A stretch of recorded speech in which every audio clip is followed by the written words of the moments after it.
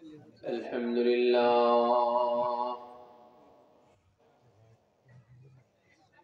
अल्हम्दुलिल्लाहि रब्बिल आलमीन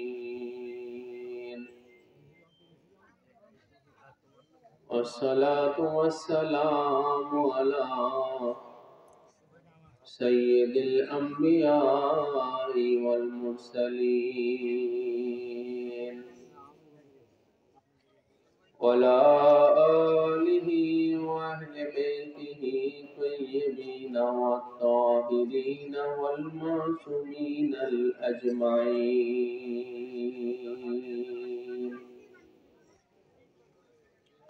वखुसूसन अला सय्यिदना गौसिल आजम अमीनिल मकीन रऊफिर रहीम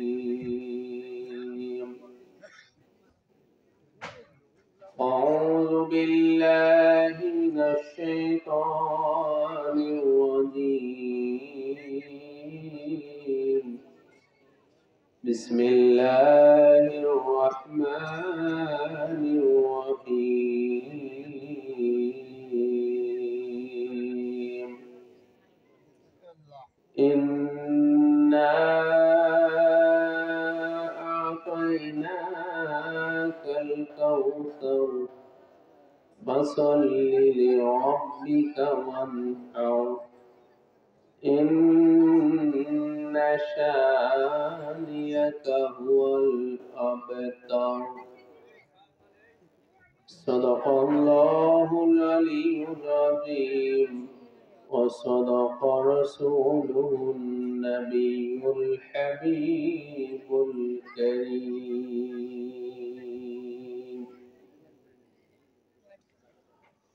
वक़ाल तआला इन्नल्लाहा व मलाइकतहु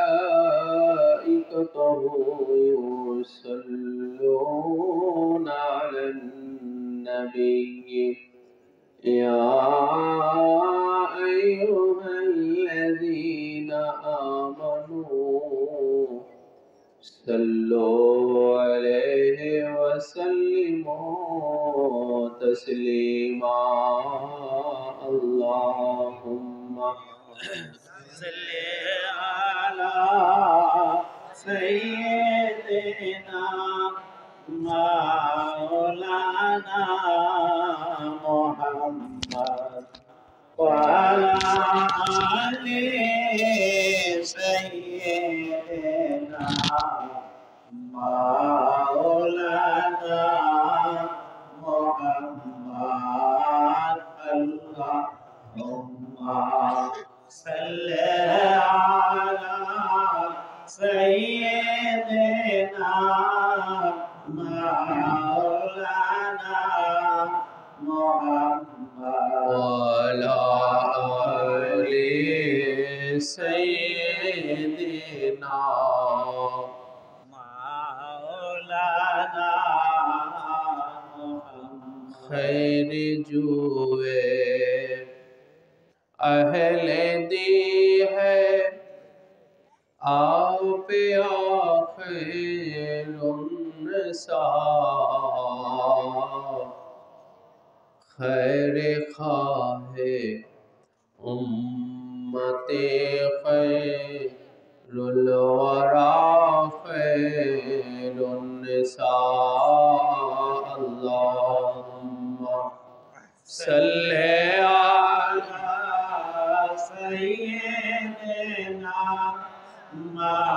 मौलाना मुहम्मद व अला आलि सय्यिदिना हबीबाना मुहम्मद। मुअज्जज़ हाज़रीन व सामीन इकराम, आशिक़ान व मुहिब्बान मुस्तफ़ा व अहले बैत मुस्तफ़ा व जदरान शुहदाए करबला,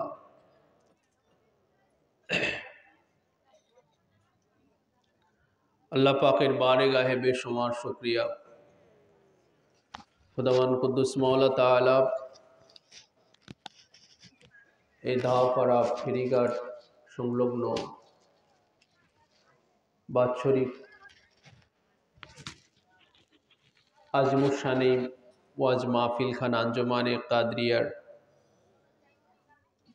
পীর ভাইদের উদ্যোগে আয়োজিত এই মহিমান্বিত মাহফিলে আগত আমার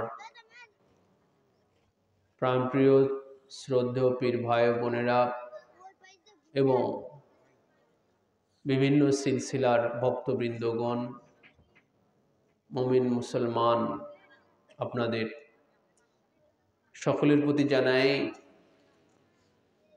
আন্তরিক শুভেচ্ছা, মুবারকবাদ এবং আসসালামু আলাইকুম ওয়া রাহমাতুল্লাহ। ওয়ালাইকুম আসসালাম ওয়া রাহমাতুল্লাহি ওয়া বারাকাতুহু। চন্দ্র তারিখ হিসাবে এই মাসটার নাম হচ্ছে মাহে জুমাদুল উখরা বা জুমাদুল সানি। পাক পাঞ্জাতনের তৃতীয় নূর মুবারক নবী নন্দিনী শাহজাদিয়ে রসুল জান্নাতের সরদারনি, উম্মতের কান্ডারিনী, পাপিতাপির তরণী, খাতুনে জান্নাত পাকে আতহার মা ফাতেমাতুজ জাহরা সালামুল্লাহি আলাইহা পাকের পবিত্র তাশরিফ আওয়ারি এই ধরাধামে প্রকাশিত হওয়ার মাস হচ্ছে এই পবিত্র মাস মাহে জুমাদুল সানি। যে তারিখটা আমাদের এখনো সম্মুখে 20শে জুমাদুল সানি, তারিখটা এখন আমাদের সামনে সপ্তাহখানেকের মতো আছে আর কি। এই মহিমান্বিত মাসে আপনাদের এই অত্র এলাকায় এই মাহফিলখানা, যার কারণে আমি খাতুনে আতহার পাকের এই ধরাধামে আগমনের যে নিগূঢ় রহস্য রাজ, তার উপরে আমি আপনাদের সামনে কিছু আলোকপাত করব। আপনারা একটা বিষয় সবাই জানেন যে আমাদের নবী পাকের বেটা সন্তানগণ তিনারা এই ধরাধামে এসে শিশু অবস্থায় প্রাপ্তবয়স্ক হওয়ার আগেই ওনারা পর্দায় চলে গেছেন। জানেন তো আপনারা নাকি? এটা মক্কা শরীফে। কোথায়? মক্কা শরীফে।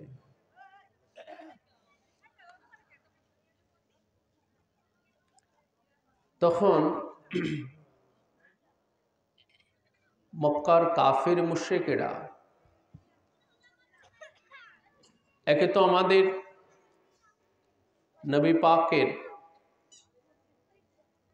নবুয়ত এবং রিসালাত জাহির হয়েছে, এমনিতেই মক্কার কাফের মুশরিকরা আমাদের নবী পাকের উপরে ক্ষিপ্ত হয়ে গেছে সবাই, তাই না? সবাই ক্ষিপ্ত হয়ে গেছে আমাদের নবী পাকের উপরে, হাত দিয়ে কথা দিয়ে বিভিন্নভাবে নির্যাতন করতেছে। এরপরে আমাদের নবী পাকের বেটা সন্তানগণ ওনারা নাবালেগ অবস্থায় পর্দায় চলে যাচ্ছেন, ইন্তেকাল করতেছেন। মক্কার কাফের মুশরিকেরা আমাদের নবী পাককে বলার আর একটা সুযোগ, একটা পয়েন্ট পেয়ে গেল। তারা আমাদের নবী পাককে শানে একটা অত্যন্ত জঘন্যতম একটা শব্দ, একটা তহমত, একটা অপবাদ আমাদের নবী পাকের উপরে লাগিয়ে দিল। তারা বলতে লাগলো, মক্কার কাফের মুশরিকরা বলতে লাগলো যে এই মুহাম্মদ হচ্ছে নির্বংশ, তার সন্তান হয়ে হয়ে মারা যাচ্ছে। চিৎকার দিয়ে বলুন নাউজুবিল্লাহ মিন যালিক। এর আর বংশ থাকবে না, এর বেটা সন্তান হয়ে হয়ে মারা যাচ্ছে, এর আর বংশ থাকবে না। আমাদের নবী পাক এটা শুনে মানসিকভাবে একটু কষ্ট পাচ্ছেন, কষ্ট পাইতেছেন নবী পাক। কিন্তু এই কাফের মুশরিকেরা এটা যদি জানতো, এই রাজ, এই রহস্য যদি জানতো যে কেন নবীর বেটা সন্তানদেরকে আল্লাহ পাক উঠিয়ে নিচ্ছেন, এই রাজ রহস্য যদি তারা জানতো, কখনোই তারা আমাদের নবী পাকের উপরে এমন কথা বলার স্পর্ধা কখনোই পেত না। অজ্ঞান ছিল, অন্ধকারে নিমজ্জিত ছিল।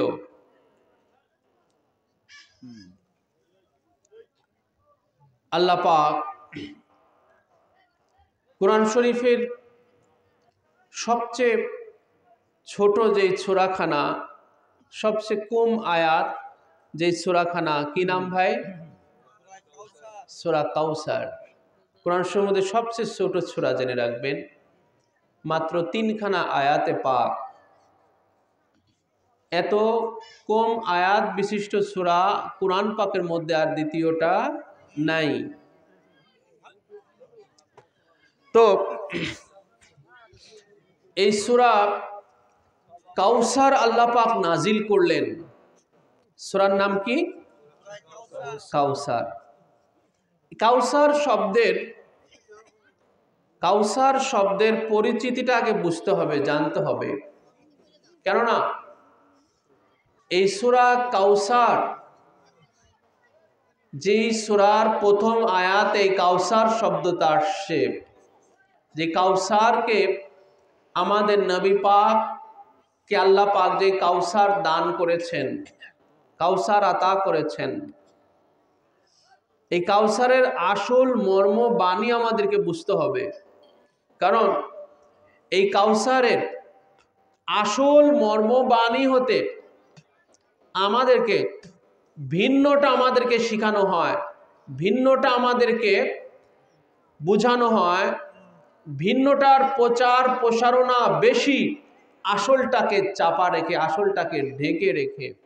আসলে কাউসার কি?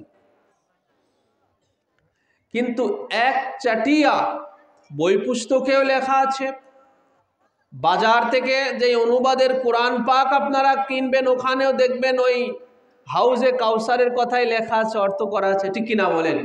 হাউজে কাউসারের কথা লেখা আছে। তো আগে আসেন আমরা একটু বুঝার চেষ্টা করি যে কাউসার শব্দটা কিসের সাথে ব্যবহার হয়, এটা আগে আমাদেরকে বুঝতে হবে।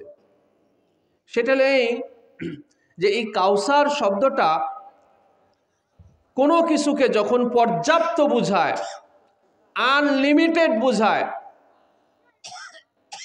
যেটার কোনো লিমিট নাই, সীমাবদ্ধতা নাই, এমন কোনো কিছুকে যখন বোঝায় ওটাকে কাউসার বলা হয়। যেমন একটা হাউজের নাম, জান্নাতের একটা হাউজের নাম, পানির, মিষ্টি পানির হাউজের নাম হচ্ছে কাউসার। যেই হাউজে কাউসার হতে হাসরের ময়দানে পিপাসিতদেরকে পানি পান করানো হবে হাউজে কাউসার হতে। কি হতে বলেন? হাউজে কাউসার। তো ওই হাউজটার নাম, ওই জলাশয়ের নাম কাউসার কেন হলো ভাই?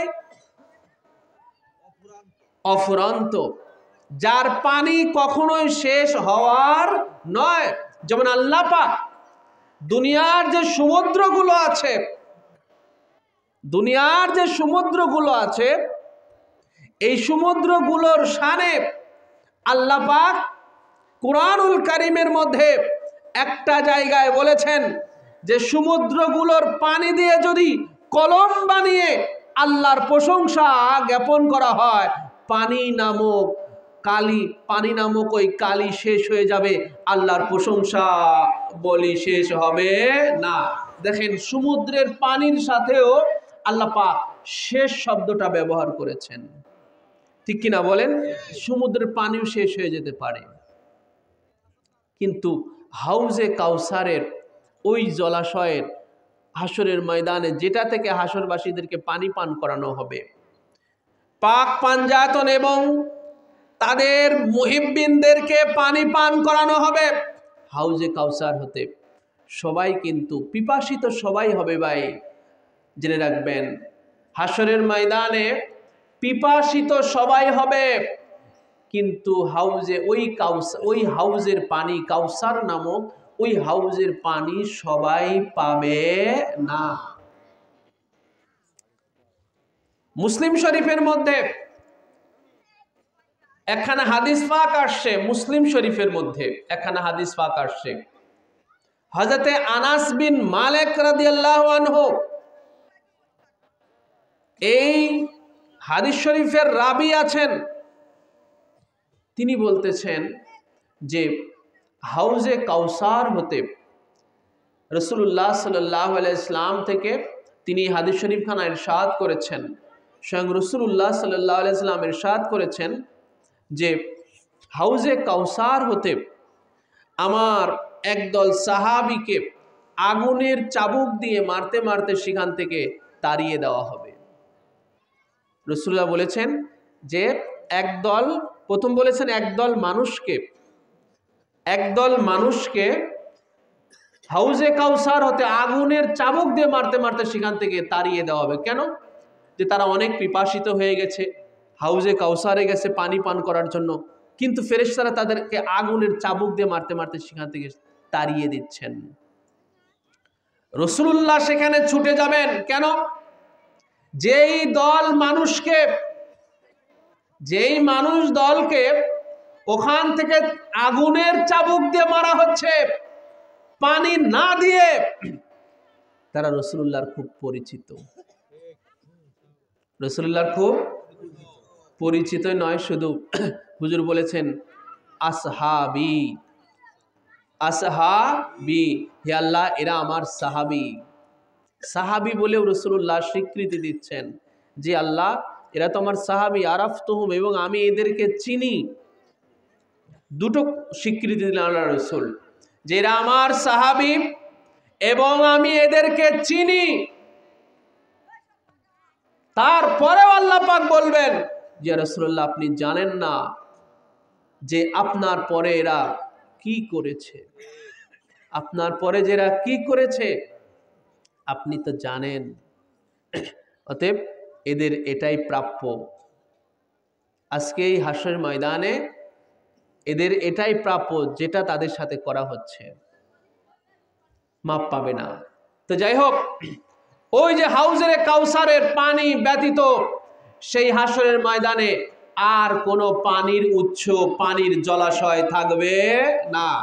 ওই একটা জায়গা, ওখান থেকেই রাসূলুল্লাহ বলেছেন যে যখন হাসরের ময়দানে যখন বিচার কার্য চলতে থাকবে, হুজুর বলেছেন যে সেই সময় আমার ফাতেমা এবং তার মুহাব্বতকারীরা আল্লাহর আরশের ছায়ার নিচে থাকবে।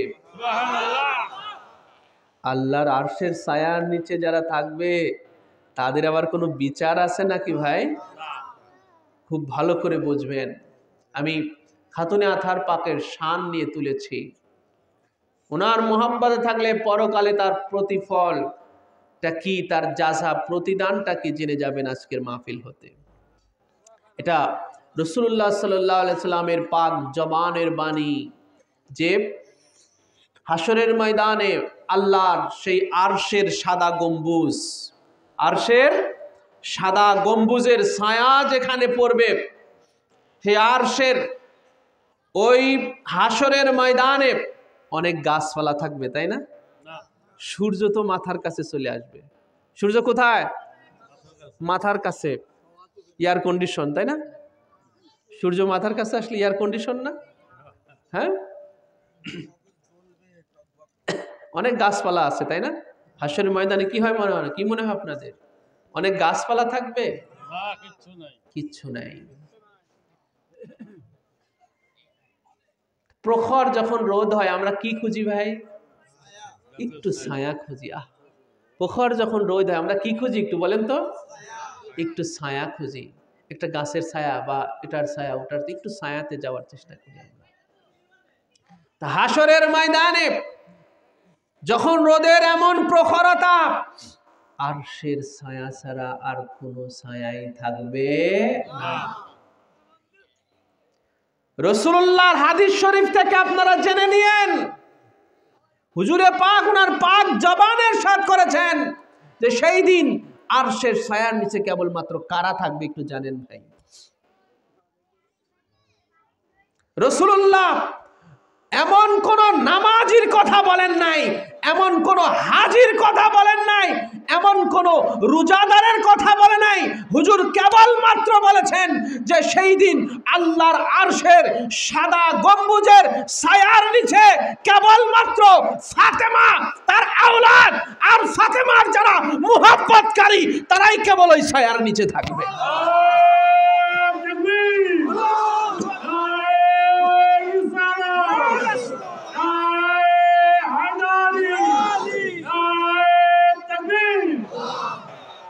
এবং হুজুর বলেছেন আমি আলী, ফাতেমা, হাসান, হুসাইন আর আমাদের মুহাব্বতকারীরা একটা জায়গায় থাকবো। সুবহানাল্লাহ, একটা জায়গায় থাকবো। হুজুর প্রথমে বলেছেন যে ফাতেমা আল্লাহর আরশের ছায়ার নিচে থাকবে। এরপর হুজুর বলেছেন আমি আলী, ফাতেমা, হাসান, হুসাইন আমরা একত্রিত থাকব। তো ফাতেমা যদি আল্লাহর আরশের ছায়ার নিচে থাকে, আর ফাতেমার সাথে যদি রসুল থাকেন, মাওলা আলী থাকেন, ইমাম হাসান হুসাইন থাকেন এবং ইনাদের মোহাব্বতকারীরা থাকেন, তাহলে সবাই কোথায় হলো? কোথায় হলো বলেন? এবং হুজুর বললেন নাকুলু আর নাশরাবু, আমরা খেতেই থাকবো আর পান করতে থাকবো। সুবহানাল্লাহ, আমরা খাইতে থাকবো এবং পান করতে থাকবো। খাইতে থাকবো, জান্নাতি নাজ নেয়ামত আসবে। কি আসবে বলেন? জান্নাতি পাক পাঞ্জাতন এবং এনাদের মোহাব্বতকারীদের জন্য নাজ নেয়ামত আসবে, জান্নাত থেকে আসবে। আর ওই যে হাউজে কাউসারের পানি, সুবহানাল্লাহ। নাশরাবু মানে আমরা পান করতে থাকবো, আমরা পান করতে থাকবো, পানিও পান করতে থাকবো ওই হাউজে কাউসারের পানি। অথচ সেখান থেকে রাসূলুল্লাহর পরিচিত একটা দলকে, রাসূলুল্লাহর জামানার ছিল, তারা রাসূলুল্লাহর খুব পরিচিত ছিল, তাদেরকে আগুনের চাবুক দিয়ে মারতে মারতে সেখান থেকে তাড়িয়ে দেয়া হচ্ছে।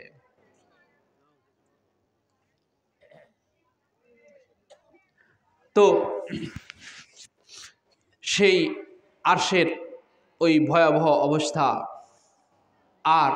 আর একদিকে পাক পাঞ্জাতন এবং তাদের মোহাব্বতকারীদের কত শান শৌকতের সহিত হাশরের ময়দানে তাদেরকে, ওই যে যারা আরশের ছায়ার নিচে যারা থাকবে তারা বিচার মুক্ত,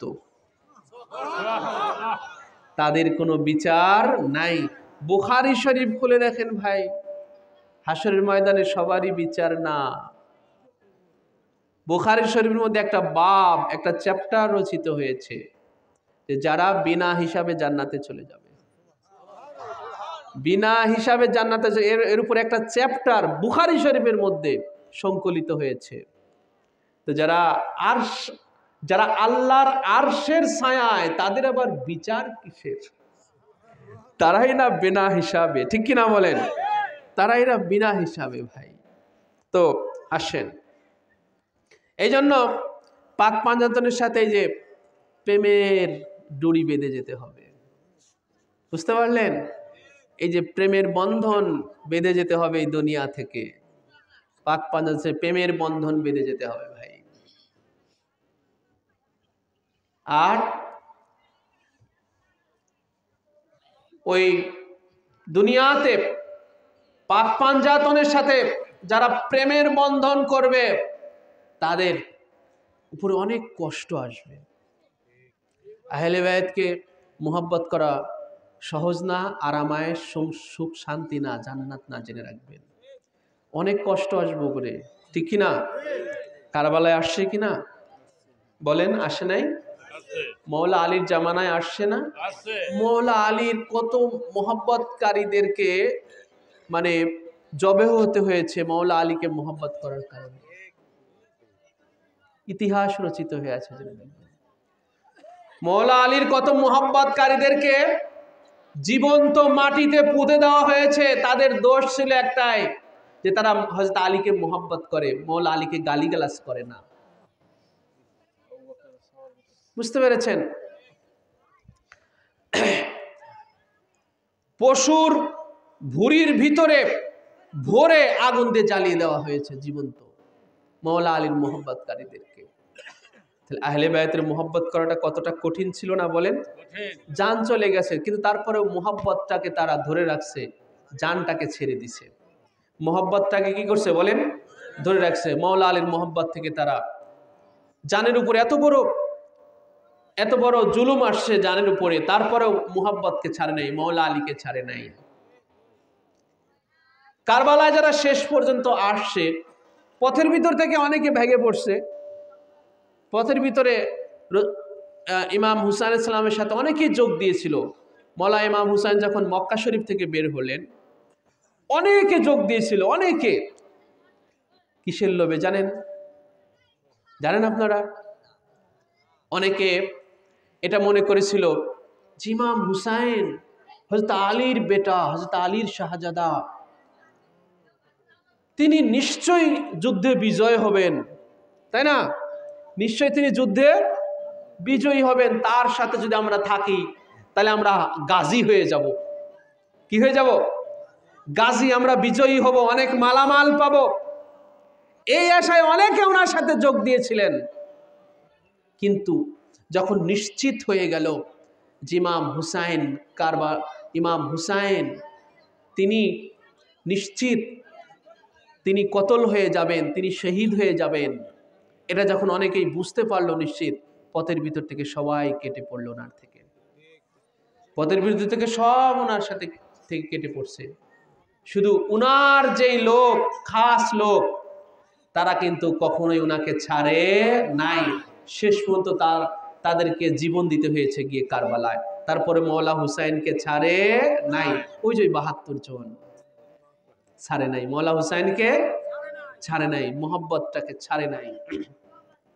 এই জন্য এই প্রকৃত মুহাব্বত জেনে রাখবেন, এই পাক পাঞ্জাতনের সাথে যারা করবে তাদের উপর অনেক জুলুম আসবে, তাদের উপরে অনেক কষ্ট আসবে। সহজ না, অনেক অপবাদ সইতে হবে। প্রেম করলে ভাই কলঙ্ক লাগে না? প্রেম করলে কলঙ্ক লাগে কিনা? হ্যাঁ, প্রেম করলে কলঙ্ক লাগবেই। আর ওই কলঙ্কটাই হলো পরীক্ষা। কলঙ্কটা কি বলেন? পরীক্ষা। ওই কলঙ্কটাই হলো পরীক্ষা। আমরা পাক পাঞ্জাতনের আওলাদ পাক, আমাদের পীর মুর্শিদ, আমাদের আকা মাওলা, আমাদের হাদি ও রাহবার, যিনারা কিনা পাক পাঞ্জাতনের খাস আওলাদ পাক, তিনাদের সাথে যখন আমরা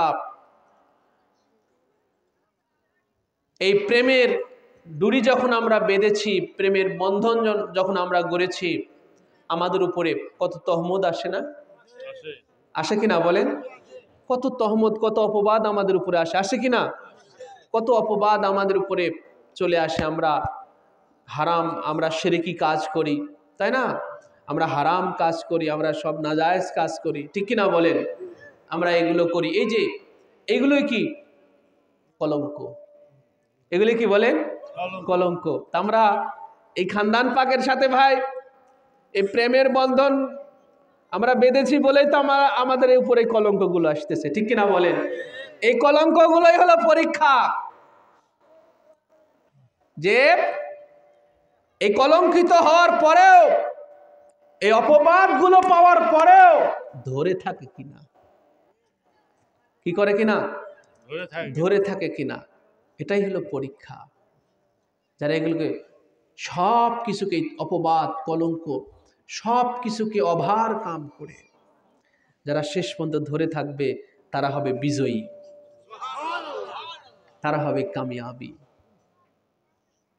এই জন্য অনেক কষ্ট, অনেক জোর জুলুম আসবে। তো আসেন আবার আমরা সেই আসল কথায় আবার আসি। কাউসার কি বলতেছিলাম বলেন? কাউসার মানে পর্যাপ্ত ব্যবহার হয় যেটা, ওই যে হাউজে কাউসার বুঝালাম, বুঝতে পারলেন? এই জন্য ওই হাউসটার নাম হলো কাউসার, যে ওই জলাশয়ে এত পানি যেটা ফুরানোর না, যেটা কখনো ফুরানোর না, এত পানি ওই জলাশয়ে, ওই পানির উৎসই, এই জন্য ওটার নাম কাউসার। তা আল্লাহ পাক সূরা কাউসারের মধ্যে যেই কাউসার শব্দটা বললেন, যে রাসূলুল্লাহকে কাউসার দান করা হলো, হুজুরকে কাউসার আতা করা হলো, এই কাউসার কি? এটা কি ওই পানির জলাশয় না কি বোঝানো হচ্ছে এটাকে? এই সূরার যে শানে নুজুল, যে প্রেক্ষাপট, যেটা আমি আপনাদের সামনে শুরুতেই তুলে ধরলাম, যে রাসূলুল্লাহর বেটা সন্তানগণ কি হচ্ছেন বলেন? বেসাল পাক হয়ে যাচ্ছে, বেটা সন্তানগণ বেসালে পাক হয়ে যাচ্ছে। এই জন্য হুজুরকে কি বলা হচ্ছে? আবতার বলা হলো। কি বলা হলো? আবতার।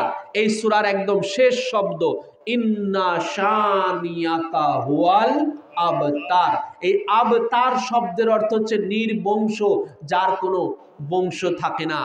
বংশ হয় হয়ে হয়ে মারা যায় অথবা হয় না, একে বলে আরবিতে বলে আবতার, মানে নির্বংশ, শেষ পর্যন্ত যার আর বংশ থাকে না, তাকে আরবিতে বলে আবতার। মক্কার কাফের মুশরিকরা আমাদের নবী পাকের সাথে এই শব্দটা ব্যবহার করতেছিল, বলো নাউজুবিল্লাহি মিন জালিক, আল্লাহর লানত ওদের উপরে।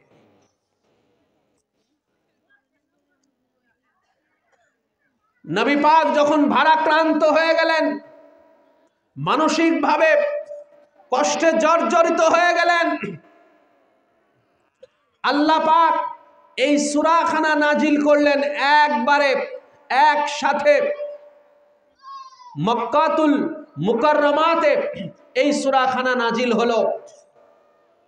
মক্কাতুল মুকাররমাতে খাতুনে আথার পাকের বেলাদত পাক, নবুয়ত প্রকাশের 5 বছর পরে, প্রসিদ্ধ মতে, আরো অন্যান্য মত আছে, প্রসিদ্ধ মতে নবুয়ত প্রকাশের 5 বছর পরে।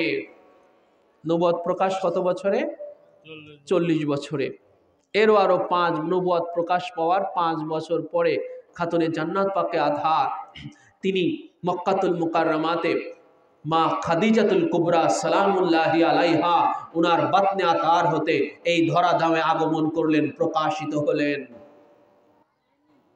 আল্লাহ পাক আমার আপনার নবীকে এই আয়াতে পাক নাজিল করে ডাক দিয়ে বললেন, ইয়া রাসূলুল্লাহ, ইয়া হাবিবাল্লাহ, এই কাফের মুশরিকদের কথা আপনি ভারাক্রান্ত হয়েন না, আপনি কষ্ট পেয়েন না। আমি আপনাকে, ওরা আপনাকে নির্বংশ বলেছে, আর আমি আল্লাহ আমার পাক জবান থেকে আপনার শানে বলতেছি, ইন্না শানিয়াকা ওয়াল আবতার, আমি আপনার বেটা সন্তানদেরকে আমি উঠিয়ে নিতে পারি, কারণ এর রাজ আছে, রহস্য আছে, কিন্তু আমি আপনাকে পর্যাপ্ত অসংখ্য অসংখ্য আওলাদ আমি আপনাকে দান করে দিলাম। আমি আপনাকে অসংখ্য আওলাদ দান করলাম।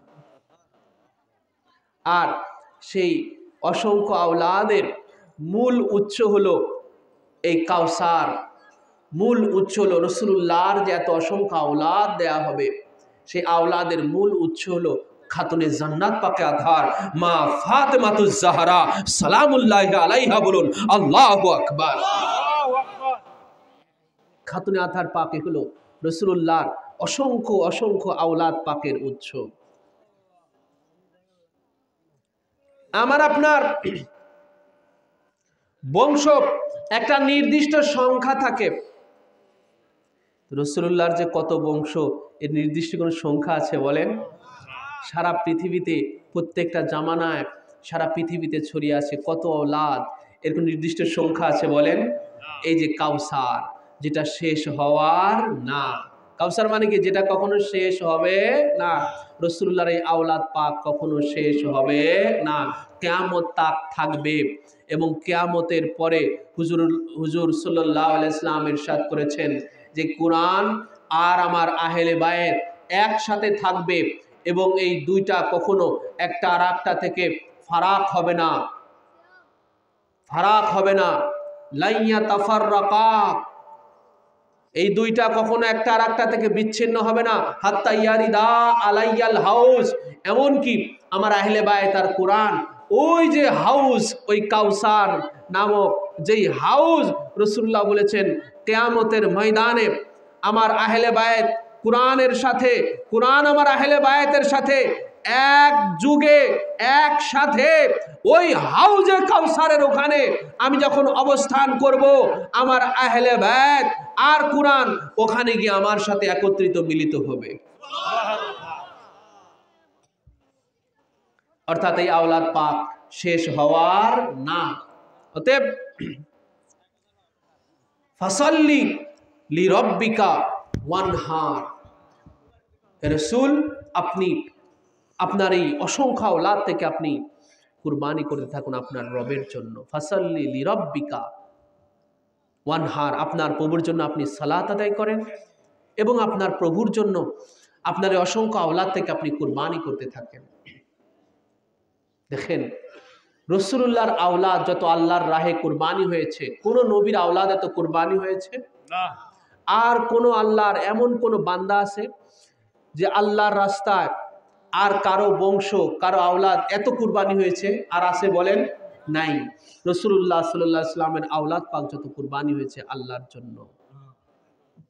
মাওলা আলী সে রাসূলুল্লাহর আওলাদ পাক, রাসূলুল্লাহর বংশধর খাতুনে আথার পাক ইমাম হাসান এবং ইমাম হুসাইন, এনারা তো সবাই আল্লাহর জন্যই কুরবানি, ঠিক কিনা বলেন? এবং ইনাদের বংশের প্রত্যেকেই এনারা সেই কারবালা থেকে শুরু করে এনারা কিভাবে দেখেন, ওই যে আল্লাহ পাক যে বলেছেন যে ইয়া রাসূলুল্লাহ আপনার প্রভুর জন্য আপনি কুরবানি করে থাকেন, দেখেন রাসূলুল্লাহ কিভাবে ওনার আওলাদ দিগকে কিভাবে কুরবানি করতে থাকলেন। যে সবাই কুরবানি হয়ে যাচ্ছে, সবাই জবে হয়ে যাচ্ছে, সবাই শহীদ হয়ে যাচ্ছে। এবং কারবালাতে যারা শহীদ হলেন তারা প্রত্যেকেই আহলে বায়তের মর্যাদায়।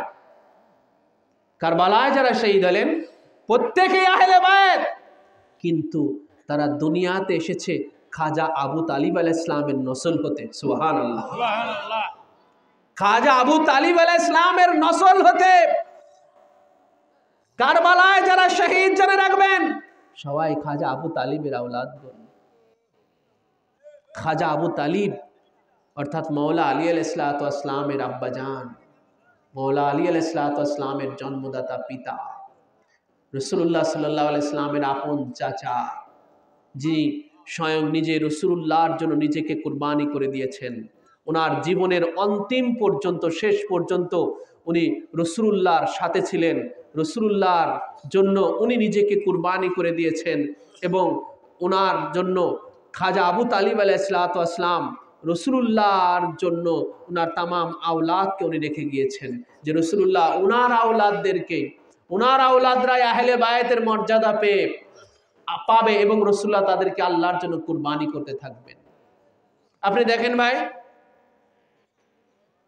কারবালাতে যারা শহীদ হয়েছেন সবাই খাজা আবু তালিব আলাইহিস সালামের আওলাদগণ। মাওলা আলী তিনি কার বেটা বলেন? বলেন কার বেটা? খাজা আবু তালিব আলাইহিস সালামের বেটা মাওলা আলী। এরপরে মুসলিম বিন আকিল, ইমাম হুসাইনের যে আপন চাচাতো ভাই, এই যে মুসলিম, এই মুসলিম কার বেটা? খাজা আবু তালিব আলাইহিস সালামের বেটা। মুসলিম বিন আকিল, ইমাম হুসাইন আলাইহিস সালাম তিনি খাজা আবু তালিব আলাইহিস সালামের বেটা, তাই না? ইমাম হুসাইনের দাদাকে বলেন? ইমাম হুসাইনের দাদাকে ভাই খাজা আবু তালিব, ইমাম হুসাইনের দাদাকে খাজা আবু তালিব আলাইহিস সালাম। এই হিসাবগুলো মনে রাখবেন আপনারা, কারণ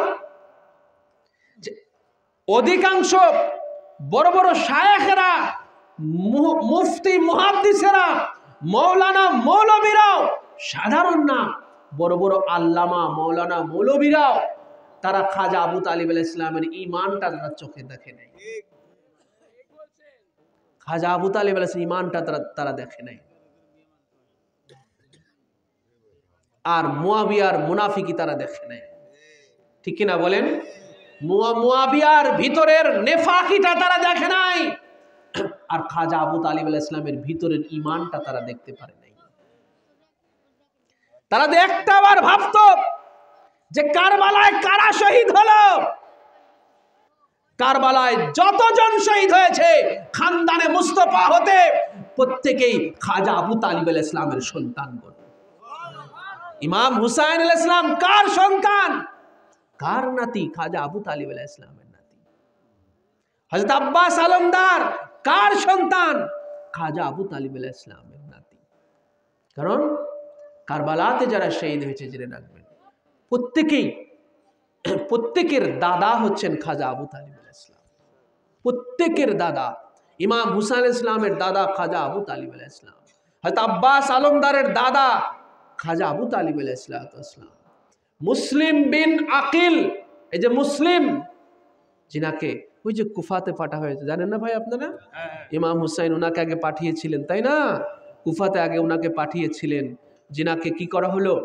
যিনাকে ওনাকে হত্যা করা হলো। ওনার ছোট দুই শাহজাদা উনি সাথে করে নিয়ে গিয়েছিলেন, তাদের আম্মা ছিল না। হযরতে মুসলিম, ওনার দুটো বাচ্চা ছিল সাথে, ওনার দুটো শাহজাদা বেটা ছিল, ওনাদের আম্মা ছিল না, ওই বাচ্চাদের আম্মা ছিল না। এই জন্য উনি আব্বা উনি সাথে করে বাচ্চা দুটোকে নিয়ে গিয়েছিলেন। সেই বাচ্চা দুটোকে ওরা ছাড় দেয় না, বাচ্চা দুটোকে ওরা মেরে দিয়েছে। এই যে মুসলিম ভাই, মুসলিমকে মুসলিম বিন আকিল, এই যে আকিলকে, আকিলই হচ্ছে খাজা আবু তালিব আলাইহিস সালামের আরেক বেটা। মাওলা আলী আলাইহিস সালামের এক ভাই ছিল হযরতে আকিল, সেই আকিলের পুত্র হলো মুসলিম।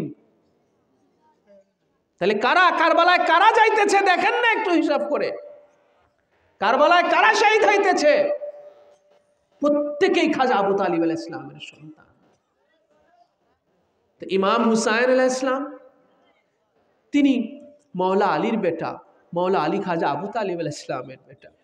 ইমাম মুসলিম তিনি আকিলের বেটা, হয়তো আকিল খাজা আবু তালিব আলাইহিস সালামের বেটা। এরপরে আসেন হযরত আব্বাস আলমদার, উনি মাওলা আলীর বেটা। হযরত আব্বাস আলমদার কার বেটা? মাওলা আলীর বেটা। এবং ওনার আরো কয়েক ভাই ছিলেন আব্বাস আলমদারের সাথে, মাওলা আলী আলাইহিস সালামের অন্য ঘরের যে শাহজাদা গনিনারা। হযরত আব্বাস আলমদার, যিনি ইমাম পাকের পতাকার বাহক ছিলেন, পতাকাবাহী ছিলেন, ইমাম পাকের, আলম পাকের, ওনার নিশানা পাক, ওনার সেই পতাকা পাকের উনি দায়িত্বে ছিলেন। হযরত আব্বাস আলমদার মাওলা আলীর বেটা, ওনার আরো কয়েক ভাই ছিল। তাহলে এই যে দেখেন জেনারেশন, এটা একটা জেনারেশন। ইমাম হুসাইন আলাইহিস সালাম, হযরত মুসলিম আলাইহিস সালাম, আব্বাস আলমদার, ওনার আরো কয়েক ভাই, এটা ওনাদের একটা জেনারেশন। এনারা প্রত্যেকে খাজা আবু তালিব আলাইহিস সালামের নাতিনারা। আবার ইনাদের আওলাদগণ, এবারে এই জেনারেশনের পরের জেনারেশন, অর্থাৎ ইমাম হাসান আলাইহিস সালামের বেটা হযরতে আবুল কাসেম, তাই না? হযরতে আবুল কাসেম, হযরত ইমাম হাসান আলাইহিস সালামের বেটা। ইমাম হাসান আলাইহিস সালাম কার বেটা ভাই? বলেন কার বেটা? বলা পরের জেনারেশন দেখেন, ইমাম হাসান হুসাইন, ইনাদের পরের জেনারেশন। এবারে ইমাম হুসাইন আলাইহিস সালামের আওলাদ হযরত আলী আকবর, হযরত আলী আসগার কারবালায় শহীদ। বড় ইমাম পাকের বেটা আবুল কাসেম এবং ওনার আরো কয়েক শাহজাদা পাক, এনারা কারবালায় শহীদ। এবারে মুসলিম, হযরত মুসলিম আলাইহিস সালামের দুই শাহজাদা পাক কারবালায় শহীদ। ইমাম হযরত জাইনাব সালামুল্লাহি আলাইহা, ওনার দুই শাহজাদা পাক। জয়নাব কার বেটি ভাই? বলেন জয়নাব কার বেটি ছিল কারবালায়? হযরতে শেরে খোদা মাওলা আলীর বেটি, খাতুনে জান্নাত পাকে আথারের বেটি ছিলেন হযরত জয়নাব। উনি ওনার দুই শাহজাদাকে সাথে করে নিয়ে এসেছিলেন। আর ওনাদের বাবা ছিলেন মদিনাতুল মুনাওয়ারাতে। হযরত জয়নাব ওনার এই দুই বেটাকে নিয়ে এসেছিলেন সাথে করে। কি জন্য এনেছিলেন? বাবার কাছে তো রেখে আসতে পারতেন, কিন্তু এনেছিলেন হয়তো এর মধ্যে রাজ ছিল যে ওনার দুই বেটার নাম পাকো ৭২ জনের মধ্যে তালিকাভুক্ত হবে, আর ওনার দুই বেটাকে কারবালায় ভাই হুসাইনের জন্য শহীদ করায় দিবেন, যাতে আম্মা জান খাতুনে জান্নাত পাকে সামনে বড় মুখ করে বলতে পারে, আম্মা জান আমি চাই না আপনার বেটা হুসাইনের জন্য কারবালায় আমি কিছু করতে পারি নাই, কারণ আমি তো মেয়ে ছিলাম, আমি আমার কোলের দুই বেটাকে আপনার হুসাইনের জন্য আমি শহীদ করে দিয়েছি। এই চিন্তা চেতনার জায়গা থেকেই হযরত যায়েনব ওনার এই দুই বেটাকে নিয়ে এসেছিলেন কারবালাতে। এই দুই বেটাকেও উনি কারবালায় শহীদ করাইছিলেন ভাই হুসাইনের জন্য। তো ভাই, এই যে এত আওলাদ, এই যে আল্লাহ পাক বললেন যে ফাসাল্লি লিরাব্বিকা ওয়ানহার, ইয়া রাসূলুল্লাহ আমি তো আপনাকে কাউসার দান করে দিলাম, আপনাকে আমি অসংখ্য আওলাদ দান করে দিলাম, আপনাকে আমি ফাতেমা দান করে দিলাম, আপনাকে আমি ফাতেমা দান করলাম, আর এই ফাতেমা থেকে কিয়ামত তাক আপনার জন্য কিয়ামত তাক অসংখ্য আওলাদ আপনাকে দিয়ে দেওয়া হলো। ফাতেমা হলো আপনার আওলাদের, অসংখ্য আওলাদ পাকের উচ্চ হলো ফাতেমা, আপনার অসংখ্য আওলাদের উচ্চ হলো ফাতেমা, আমি সেই ফাতেমাকে আপনাকে দান করলাম। এবারে আপনি আল্লাহর জন্য আপনি কুরবানি করে থাকেন, দেখেন কিভাবে কুরবানি হচ্ছে। আলী, ফাতেমা, হাসান, হুসাইনের আওলাদ পাকগণ নিজেরা এবং ওনাদের আওলাদরাও কারবালায় শহীদ হইতেছে। আর যারা কিনা আবার ওদিকে প্রত্যেকেই, একদিকে রাসূলুল্লাহ হচ্ছেন নানা, অপরদিকে খাজা আবু তালিব আলাইহিস সালাম হচ্ছেন সবার দাদা। ঠিক কিনা বলেন? সবার দাদা, সবারই দাদা, প্রত্যেকেই খানদান পাকের খাজা আবু তালিব আলাইহিস সালামের সন্তান। দেখেন প্রত্যেকেই খাজা আবু তালিব আলাইহিস সালামের ঔরস থেকে যান। তাহলে সেই খাজা আবু তালিব আলাইহিস সালামের মাহাত্ম্য আছে কিনা বলেন? হ্যাঁ, ওনার ঈমানটা জেনে রাখবেন, ওনার ঈমানটা ছিল ভিতরে রাসূলুল্লাহর প্রতি। কাফের মুশরিকদের চোখে ওটা পড়ে নাই, আজও মোল্লা মৌলবীদের চোখে আজও সানি পরিবার সামনে একটা পর্দা পড়ে আছে। আজ ওরা খাজা আবু তালিব আলাইহিস সালামের ঈমানটাকে ওরা দেখতে পারে নাই। আর একটাবার ভাবেও না যে কারবালায় এত আওলাদ পাক যারা শহীদ হয়ে গেল প্রত্যেকে খাজা আবু তালিব আলাইহিস সালামের ঔরস, ওনার নসল থেকে সবাই। ইন্না শানিয়াকা হুয়াল আবতার, ইয়া রাসূলুল্লাহ আপনাকে যারা নির্বংশ বলছে জেনে রাখবেন আপনি নির্বংশ নন, বরং আপনাকে যারা নির্বংশ বলল আমি আল্লাহ আমার পাক জবানে ঘোষণা দিয়ে দিলাম ওরাই হবে নির্বংশ। ভাই, আবু জাহেলের কোনো বংশ আছে আজ দুনিয়ায়? বলে আছে? আবু জাহেলের নাম আছে, আবু জাহেলের কর্ম আছে দুনিয়াতে। কেউ বলে আমি আবু জাহেলের বংশধর? আরব অনারবে কেউ আছে বলেন? কেউ বলে আমি আবু লাহাবের বংশধর? ওরাই আমার নবীকে নির্বংশ বলেছিল। আবু জাহেল বলেছিল, আবু লাহাব বলেছিল, উতবা বলেছিল, সাইবা বলেছিল, আবু সুফিয়ান বলেছিল, আমার নবীকে আফতার বলেছিল। আজ আবু জাহেলের কোনো বংশ আছে বলেন? কেন থাকবে না? আল্লাহর কালাম, কালামে ইলাহি। আল্লাহ পাক বলেছেন যে আপনার প্রতি যারা হিংসাবশত আপনাকে যারা আফতার বলল, ইয়া রাসূলুল্লাহ আমি ওদেরকে আফতার বলে ঘোষণা দিয়ে দিলাম। আপনাকে ওরা আফতার বলেছে আর আমি স্বয়ং আল্লাহ ওদেরকে আফতার বললাম। কার্যকর কোনটা হবে বলেন? কারটা কার্যকর হবে? আল্লাহটা এমন ভাবে কার্যকর হয়েছে যে কিয়ামত কবে হবে তার ঠিক নাই, আজই ওদের বংশ নাই। ঠিক কিনা বলেন? আজ আবু জাহেলের বংশ নাই, আবু লাহাবের বংশ নাই, উতবার বংশ নাই, সাইবার বংশ নাই, আবু সুফিয়ানের কোনো বংশ নাই, মুয়াবিয়ার কোনো বংশ নাই। দুনিয়ায় কেউ বলে না যে আমি আজ ইয়াজিদের বংশ, বলেন ঠিক কিনা? কেউ বলে যে আমি ইয়াজিদের বংশধর? কেউ বলে? কেন ভাই? কেউ বলে আমি মুয়াবিয়ার বংশধর? আছে কেউ বলে যে আমি মুয়াবিয়ার এততম বংশধর, আমি ইয়াজিদের এততম বংশধর, আমি আবু সুফিয়ানের এততম বংশধর? কেউ বলে? বলেন।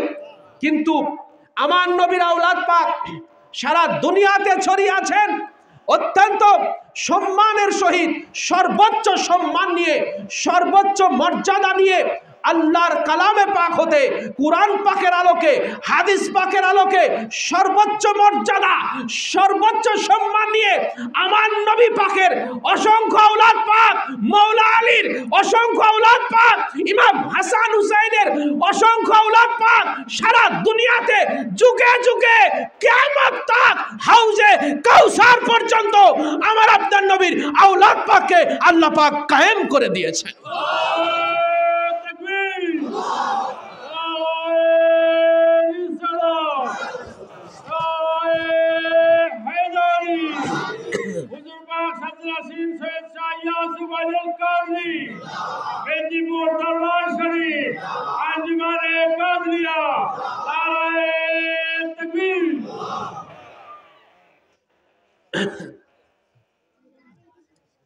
রাসূলুল্লাহ সাল্লাল্লাহু আলাইহি ওয়াসাল্লাম এই দুনিয়াতে আগমন করেছেন সাইয়েদনা হযরতে ইব্রাহিম আলাইহিসসালাতু ওয়াসসালাম থেকে সাইয়েদনা হযরতে ইসমাইল আলাইহিসসালাতু ওয়াসসালাম হয়ে। ইব্রাহিম আলাইহিসসালাতু ওয়াসসালামের থেকে ওনার দুই বিবির ঘর থেকে দুইটা ধারায় ওনার বংশ জারি হয় দুনিয়াতে। জানেন তো আপনারা, তাই না?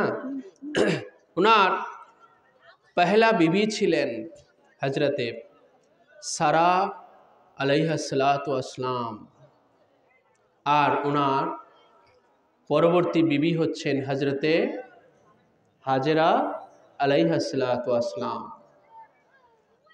হজরতে সারা আলাইহিসসালাতু ওয়াসসালামের ঘরে আসেন হজরতে ইসহাক আলাইহিসসালাম, আর হাজের আলাইহিসসালামের ঘরে আসেন হজরতে ইসমাইল আলাইহিসসালাম। ইসহাক আলাইহিসসালাম থেকে ওদিকে হজরতে ইয়াকুব আলাইহিসসালাম এবং ইউসুফ আলাইহিসসালাম ওইদিকে চলে গেল, আর এদিকে ইসমাইল আলাইহিসসালাতু ওয়াসসালাম থেকে একটা বংশ জারি হলো। এই বংশটা আস্তে আস্তে আস্তে আস্তে মক্কার উপকণ্ঠে রাসূলুল্লাহ সাল্লাল্লাহু আলাইহি ওয়াসাল্লাম পাকের পূর্বপুরুষগণ, হুজুরের পূর্ববর্তী চার পুরুষকে বলা হয় চার কুরসি। হুজুরের পূর্ববর্তী চার পুরুষকে কি বলা হয়? চার কুরসি। এই চার পুরুষ কে কে আছেন বলেন তো?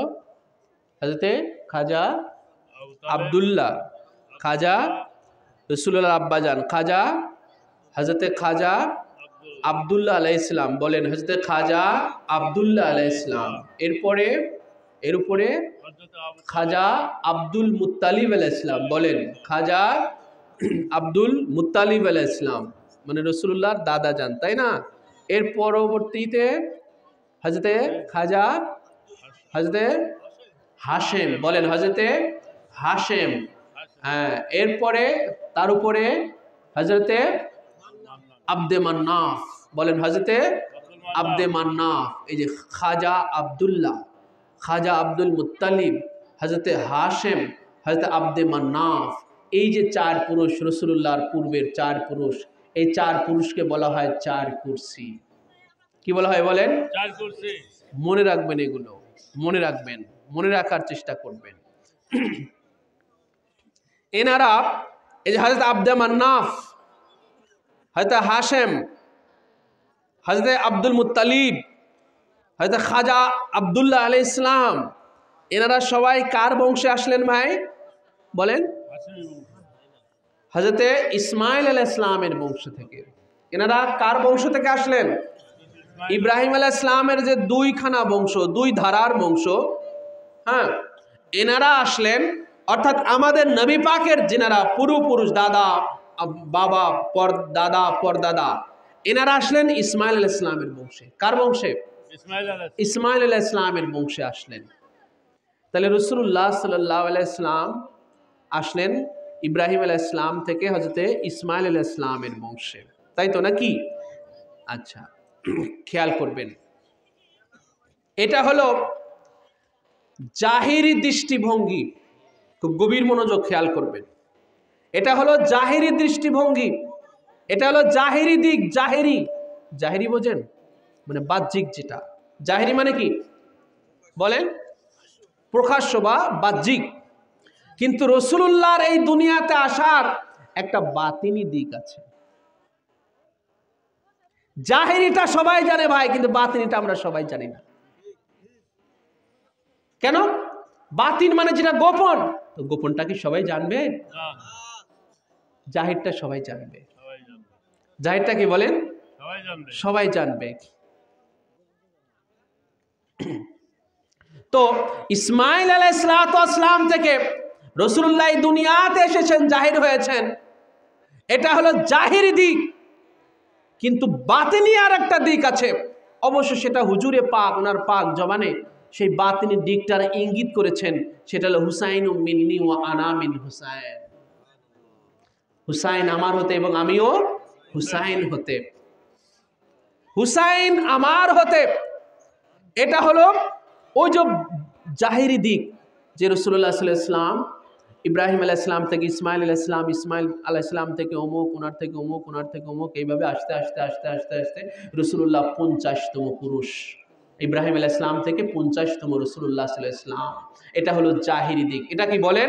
জাহিরি দিক। রাসূলুল্লাহ থেকে আপনার খাতুনে আথার পাক, রাসূলুল্লাহ থেকে খাতুনে আথার পাক, খাতুনে আথার পাক থেকে ইমাম হুসাইন, এটা হলো জাহিরি দিক। কিন্তু হুজুর বললেন ওয়া আনা মিন হুসাইন, আমি হুসাইন হতে,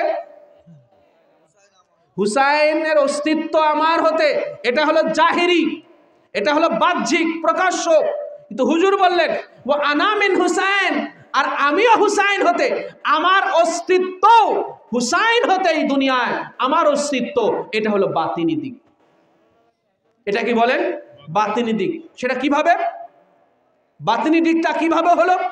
ওই যে ইসমাইলের জায়গাতে ইমাম হুসাইন আছেন। ইসমাইলের জায়গায় কে আছেন বলেন? বলে ইমাম হুসাইন। ইনি এই এত নিচে থেকে উনি অত উপরে যা, ওইখানে কিভাবে অবস্থান করতেছেন? ইমাম হুসাইন এত পরে এসে উনি আবার এত উপরে কিভাবে চলে গেলেন? এত আগে কি করে চলে গেলেন? এত পরে এসে আবার উনি ইসমাইলের জায়গায় কি করে চলে গেলেন? এই রাজ মুসলিম উম্মারা জানে না বলে কারবালাকে ভুলে গেছে ভাই। যে ইমাম হুসাইন কি করে এত পরে থেকে আবার এত আগে চলে গেলেন ইসমাইলের জায়গায়, এই রাজ না জানার কারণে আজ মুসলিম উম্মারা বড় বড় শায়েখ, বড় বড় মুফতি, বড় বড় মুফাসসির হওয়ার পরেও কারবালাকে ভুলে গেছে। কারবালাকে ভুলে গেছে এই রাজ না জানার কারণে। যে যখন আল্লাহ পাকের কলমে লেখা হলো যে ইসমাইল শিশু অবস্থায় পিতা ইব্রাহিমের হাতে জবেহ হবেন, আল্লাহর কলমে ওহী যখন হয়ে গেল, ওহী হয়ে গেল, তো সেই ওহীকে রদ করাতে হয়েছে, ওহীকে রদ করাতে হয়েছে। এটা তো ওহী ছিল ভাই। কোরআন পাক খুলে দেখেন সূরা সাফফাত, সূরা সাফফাত, এটাই তো ওহী ছিল যে ইন্নী আযবাহুকা ইন্নী রায়তু ফিল মানামে আন্নী আযবাহুকা, যে হে ইসমাইল, ইব্রাহিম আলাইহিস সালাম বলেন ইসমাইল আমি স্বপ্নে দেখলাম যে আমি তোমাকে জবেহ করতেছি। তো ভাই কোরআন যেটা নাজিল হয় সেটা ওহী না? আপনারাই বলেন। কোরআন যেটা নাজিল হয় সেটা ওহী না ভাই? তো এটা তো ওহী ছিল যে ইব্রাহিম আলাইহিস সালাম ইসমাইল আলাইহিস সালামকে জবাই করে দিল, তো ওহী ছিল। তো সেই ওহী কি বাস্তবায়ন হয়েছে? বলেন, মক্কার ওই উপকণ্ঠে মিনাতে ওহী কি বাস্তবায়ন হয়েছে? ইসমাইল আলাইহিস সালাম কি জবেও হয়েছে?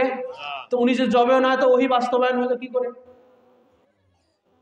আমরা কি এটা কখনো ভেবেছি? কোরআন পড়ছি আমরা ভাই, কোরআন পড়তেছি আমরা যে আন্নি আযবাহুকা, হে ইসমাইল আমি তোমাকে জবেহ করতেছি, আমি তোমাকে জবেহ করতেছি। আর বাস্তবতা হলো উনি জবেহ হলেন না। তাহলে ওহী কি বাস্তব হলো? বলেন, বাস্তব হলো ওহী? তাহলে ওহী অবাস্তব থেকে যাবে? ওহী কি অবাস্তব থেকে যাবে? এটা হতে পারে? বলেন, ওহী যদি অবাস্তব থেকে চায় তাহলে সেই ওহীর কি মর্যাদা থাকে? ওহীর মাহাত্ম্য থাকে? ওহী তো আল্লাহর কালাম, আল্লাহর বাণী, যদি বাস্তবায়ন না থাকে তাহলে সেটার মাহাত্ম্য থাকে? বলেন, তাহলে সেটার বাস্তবায়ন কোথায় হলো? সেটার বাস্তবায়ন কোথায় হলো? সেটার বাস্তবায়ন হলো ইসমাইল আলাইহিস সালামের জবেহ থেকে আরো মহান জবেহর ফিদিয়া যখন আল্লাহ পাক নিয়ে নিলেন, ও ফাদাইনাহু বিযিবহিন আযীম, আল্লাহ পাক যখন বললেন যে হে ইব্রাহিম আমি ইসমাইলের জবেহকে এমনি ছেড়ে দেই নাই, আমার ওহী এমনি এমনি রদ হয় নাই, ওহীর মোর এমনি এমনি ঘোরে নাই, আমি ইসমাইলের জবেহ হতে আরো একটা মহান জবেহর ফিদিয়া নিয়ে নিয়েছি, আমি মুক্তিপণের বিনিময় করেছি, যেটার বাস্তবায়ন হবে কারবালায়, যেটার বাস্তবায়ন হবে কারবালায়। তাহলে ইসমাইল আলাইহিস সালাম কি করে, এবারে বোঝেন ইমাম হুসাইন আলাইহিস সালাম ভাই কি করে ইসমাইল আলাইহিস সালামের জায়গায় গেলেন? বুঝতে পারলেন? ইমাম হুসাইন এবারে কি করে ইসমাইল আলাইহিস সালামের জায়গায় গেলেন? বুঝতে পারলেন? ওই যে ওনার জায়গাতে ওনাকে জবে হতে হয়েছে, ইসমাইল আলাইহিস সালামের জবেহের জায়গাতে ওনাকে জবে হতে হয়েছে। আর আল্লাহ পাক কারবালা ইমাম পাকের জবেহকে আল্লাহ পাক জিবে আজিম বলেছেন কোরআনুল কারীমে। ইসমাইল আলাইহিস সালামের জবেহের ফিদিয়া ইমাম হুসাইন আলাইহিস সালাম। তাহলে এবারে বুঝতে পারলেন যে ইমাম হুসাইন কি করে ইসমাইলের জায়গায় গেলেন? বুঝতে পারলেন ভাই? এইটুকু বোঝানোর জন্য এইটুকু বললাম। তাহলে এবারে বোঝেন যে রাসূলুল্লাহ বললেন যে আনা মিন হুসাইন, আমি হুসাইন হতে। বুঝতে পারলেন? এই যে ইসমাইল হতে এটা হলো জাহেরি, রাসূলুল্লাহ ইসমাইল হতে এটা হলো জাহেরি, আর বাতিনি হলো ইমাম হুসাইন হতে। সুবহানাল্লাহ। বাতিনি হলো রাসূলুল্লাহ ইমাম হুসাইন হতে। তো ভাই যদি বাতিনি দিক হতে বলে জাহেরি দিক হতে ইমাম হুসাইন রাসূলুল্লাহ হতে এটা হলো জাহেরি, আর যখন রাসূলুল্লাহ যখন ইমাম হুসাইন হতে ওটা হলো বাতিনি। বুঝতে পারলেন? যখন ইমাম হুসাইন রাসূলুল্লাহ হতে ওটা হলো জাহেরি, আর যখন স্বয়ং রাসূলুল্লাহ ইমাম হুসাইন হতে ওটা হলো বাতিনি। এটা হলো বাতিনি। তো রাসূলুল্লাহর মূল হলো বাতিনি দৃষ্টিকোণ থেকে রাসূলুল্লাহর মূল হলো ইমামে হুসাইন, আর জাহেরি দৃষ্টিকোণ থেকে ইমাম হুসাইনের মূল হলো রাসূলুল্লাহ। বুঝতে পারলাম ভাই? জাহেরি দৃষ্টিকোণ থেকে ইমাম হুসাইনের মূল হলো রাসূলুল্লাহ, আর বাতিনি দৃষ্টিকোণ থেকে রাসূলুল্লাহর মূল হলো ইমাম হুসাইন। বাতিনি একটা, এই জাহেরি একটা। তো ইমাম রাসূলুল্লাহর মূল ইমাম হুসাইন, ইমাম হুসাইনের মূলকে এই যে কথাটা সর্বশেষ বলানোর জন্য আমি এতটুকু বললাম, এত পর্যন্ত বললাম আপনাদেরকে যে রাসূলুল্লাহর মূল হলো ইমাম হুসাইন, ইমাম হুসাইনের মূলকে, ইমাম হুসাইনের মূল হলো হযরতে খাতুনে জান্নাত পাকে আতহার মা ফাতেমাতুজ জাহরা সালামুল্লাহি আলাইহা। বলুন আল্লাহু আকবার। ইমাম হুসাইনের মূল হলো আবার খাতুনে জান্নাত পাকে আতহার। ঠিক কিনা বলেন? কারণ ইমাম হুসাইন আবার কার থেকে আসলেন ভাই? ইমাম হুসাইন কার থেকে আসলেন? বলেন, কার থেকে আসলেন? খাতুনে আতহার পাক হতে আসলেন। সেই খাতুনে আথার পাকের আগমন হচ্ছে এই মাসেরই 20 তারিখে, সেই খাতুনে আথার পাকের। তাহলে এবারে বোঝেন যে রাসূলুল্লাহ সব সৃষ্টির মূল। am I correct? আমি ঠিক কিনা? রাসূলুল্লাহ হচ্ছেন সব সৃষ্টির মূল। এইবারে ফিকির করেন, চিন্তা করেন, গবেষণা করেন। রাসূলুল্লাহ হলো মারজাউল খালায়েক। রাসূলুল্লাহকে বলা হয় মারজাউল খালায়েক, সমস্ত সৃষ্টির মূল উৎস হলো রাসূলুল্লাহ। আবার বাতিনি দৃষ্টিকোণ থেকে আমরা পেলাম রাসূলুল্লাহর মূল হলো ইমামে হুসাইন, আর ইমাম হুসাইনের মূল হলো খাতুনে আথার পাক। কোথায় চলে গেল তাহলে সবকিছু? দেখেন, সবকিছু মায়ের কাছে। সবকিছু কোথায় চলে গেল বলেন? সবকিছু মায়ের কাছে চলে গেল। সবকিছু ঘুরে ফিরে সব মায়ের কাছে। এই জন্য খাতুনে জান্নাত পাকে আতহার, উনার শানে ভাই বললে এরকম অনেক রাত শেষ হয়ে যাবে, কিছুই বলা শেষ হবে না। হুজুর সাল্লাল্লাহু আলাইহি ওয়াসাল্লাম ইরশাদ করেছেন যে আহাব্বু আহলি ইলাইয়া ফাতেমাতু বিনতে মুহাম্মদ। নবী করিম সাল্লাল্লাহু আলাইহি ওয়াসাল্লাম ইরশাদ করেছেন যে আমার আহালের মধ্যে, আমার পরিবারের মধ্যে, আমার বংশের মধ্যে ফাতেমা আমার সবচেয়ে প্রিয়। তো রাসূলুল্লাহ যদি সবচেয়ে প্রিয় হয়, আমাদের কি হওয়া উচিত বলেন? আমাদেরও প্রিয় হওয়া উচিত কিনা? তাহলে না সুন্নত হবে, তাহলে না কি হবে বলেন? সুন্নত। কিন্তু মুসলিম উম্মাদের মধ্যে এই সকল সুন্নত খুঁজে পাওয়া যায় না। মুসলিম উম্মার মধ্যে খাতুনে আথার পাকের প্রতি মুহাব্বত প্রদর্শন, এই সুন্নত পাবেন না। খাতুনে আথার পাকের প্রতি সম্মান জ্ঞাপন, তাজিম প্রদর্শন, এই আপনি এটা পাবেন না। বরং অবজ্ঞা পাবেন আর অবমাননা পাবেন। ঠিক কিনা বলেন? মোল্লা মৌলবীরা আপনাদেরকে আমলের তাকিদ দেওয়ার জন্য মিথ্যা কথা পর্যন্ত খাতুনে আথার পাককে নিয়ে বলবে, ওদের মুখে একটুও বাঁধবে না। ঠিক কিনা বলেন? কেন বাঁধবে না? আল্লাহ পাক বলছে ওদের কলবগুলো হলো পাথরের চেয়েও শক্ত। কারণ পাক পাঞ্জাতনের মহব্বতে পাথরও গলে গেছে। গলে গেছে কিনা ভাই? পাক পাঞ্জাতনের মহব্বতে পাথরও গলে গেছে, পাথর থেকে রক্ত বের হয়ে গেছে। মুনাফিকদের দিলগুলো গলে নাই, গলছে বলেন? ইমাম হুসাইন যখন কারবালাতে ফুরাতের কুলে গিয়েছিলেন, ওনার ছোট্ট শিশু হযরত আলী আসগর আলাইহিস সালামকে নিয়ে,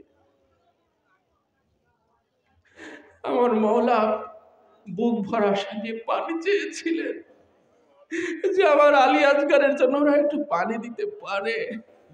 আমাকে না দিলেও এই 6 মাসের দুধের বাচ্চাকে দেখলে ওরা হয়তো একটু পানি দিতে পারে। মা শাহরে বানু আশা করেছিলেন যে বাচ্চা তো পানি দিতে পারে। আমার মাওলা হুসাইন, তিনি হযরত আলী আসগরের আব্বাজান, পিতার জায়গা থেকে ওনারও তো মুহব্বত ছিল, মায়া ছিল ওনার সন্তান সৈয়দ হযরত আলী আসগরের প্রতি। বুক ভরা আশা নিয়ে গিয়েছিলেন ফুরাতের কুলে। আমার মাওলা অনেক কাকুতি মিনতি করে পানি চেয়েছিলেন। ভাই ওরা কি এক কাতরা পানি দিয়েছিল?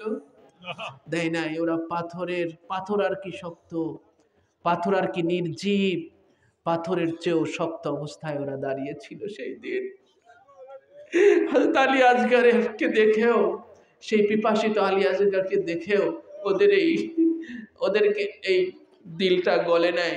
অথচ মাওলা হুসাইন যদি পাথরের কাছে গিয়ে পানি চাইতেন আলী আসগরের জন্য, তো পাথর থেকে ঝর্ণা বের হয়ে যেত। মুসা আলাইহিস সালাম, আপনারা শুনেন না এই ঘটনা? মুসা আলাইহিস সালাম পাথরের উপরে লাঠি দিয়ে আঘাত করাতে পাথর থেকে পানির ঝর্ণা বের হয়েছিল। তো মাওলা হুসাইন যদি পাথরের কাছে পানি চাইতেন, ভাই পাথর থেকে কি পানি বের হতো না? হতো কিনা বলেন? কিন্তু এগুলো দৃষ্টান্ত পেশ হয়ে আছে, জেনে রাখবেন। দৃষ্টান্ত যে ইমাম হুসাইন খানদান পাক থেকে কেন এগুলো হয়েছে কারবালায়, যেন কিয়ামত তাক মানুষ যেন ওদের ভিতরে রূপটা নিয়ে যেন একটু চিন্তা ভাবনা করে। যারা খানদানে মুস্তফার প্রতি যারা এমন নিষ্ঠুর আচরণ করতে পারে, তাহলে ওদের ভিতরে কুফরি ছাড়া আর কিছুই থাকতে পারে না। কোশ্চিন কালেও ওদের ভিতরে এতটুকু ঈমান ছিল না। এই চিন্তায় শিক্ষাটা যদি কারবালা থেকে কেউ না নেয়, তাহলে সে ঈমানের দ্বারে সে বুঝতে পারবে না। ঈমানের দ্বারাই বুঝতে পারবে না কারবালা থেকে যদি শিক্ষা না নেয়। ওদের মুখোশ, ওই মুয়াবিয়া, ইয়াজিদ, শিমার, ওবাইদুল্লাহ ইবনে জিয়াদ, ওদের মুখোশ কারবালায় যে খানদানে মুস্তাফার সাথে যে নিষ্ঠুরতা ওরা করেছে, নিষ্ঠুরতার চরম পর্যায়ে চলে গেছে। এই মুখোশ যদি কারো কাছে না হলে সে ঈমানের দ্বারে যেতে পারবে না। ঈমানের দ্বারে সে যেতে পারবে না। এই জন্য ভাই এই সুন্নতগুলো আমাদের থেকে হারিয়ে যাচ্ছে। কি হচ্ছে বলেন? এই সুন্নতগুলো আমাদের থেকে আজ এই সুন্নতগুলো নাই। এই সুন্নত নবী পরিবারের প্রতি মোহাব্বত, তাজিম, ভক্তি, এই সুন্নতগুলো নাই। অথচ যেই খাতুনে জান্নাত পাকে আথারের শানে হযরতে মাওলা আলী আলাইহিস সালাম, খাতুনে হযরতে আয়েশা সিদ্দিকা রাদিয়াল্লাহু তাআলা আনহা, উনাদের একাধিক রাবি থেকে এই হাদিস শরীফ বর্ণিত হয়েছে। হযরত আবু দাউদ শরীফের মধ্যে অর্থাৎ ৮৬ তার মধ্যে পর্যন্ত এই হাদিস পাকখানা চলে আসছে। হযরত আয়েশা সিদ্দিকা রাদিয়াল্লাহু তাআলা আনহা বলেন যে আমি যতবার দেখেছি যে নবীর বেটি, নবীর শাহজাদি হযরতে ফাতেমাতুজ জাহরা সালামুল্লাহি আলাইহা রাসূলুল্লাহর কাছে এসেছেন। রাসূলুল্লাহ হযরতে খাতুনে জান্নাত পাকে আতহারকে, ওনার এই বেটি শাহজাদিকে দেখা মাত্র রাসূলুল্লাহ ওনার সামনে দাঁড়িয়ে যেতেন। এবং হুজুর শুধু দাঁড়িয়ে ওখানে থাকতেন না, ওখানেই দাঁড়িয়ে থাকতেন না, ওনার বেটিকে দেখা মাত্র উনি আগায় যেতেন। আগায় গিয়ে ওনার বেটির হাত ধরে, হাত চুম্বন করে, হাত ধরে এনে ওনার জায়গায় বসাতেন। ওনার জায়গায় বসাতেন রাসূলুল্লাহ স্বয়ং, যার শানে ভাই এত তাজিম প্রদর্শন করতেন। আমার মওলা পাক এই কথাটা দেয়ান পাকের মধ্যে উল্লেখ করলেন, এই হাদিস শরীফের কথাটা দেয়ান পাকের মধ্যে উল্লেখ করলেন। किसी की ताजिम ऐसी करते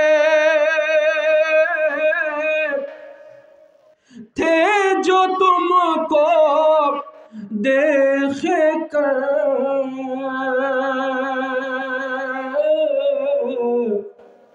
सर बेकद उठ जाते थे खैरुल वरा खैरुन्निसा।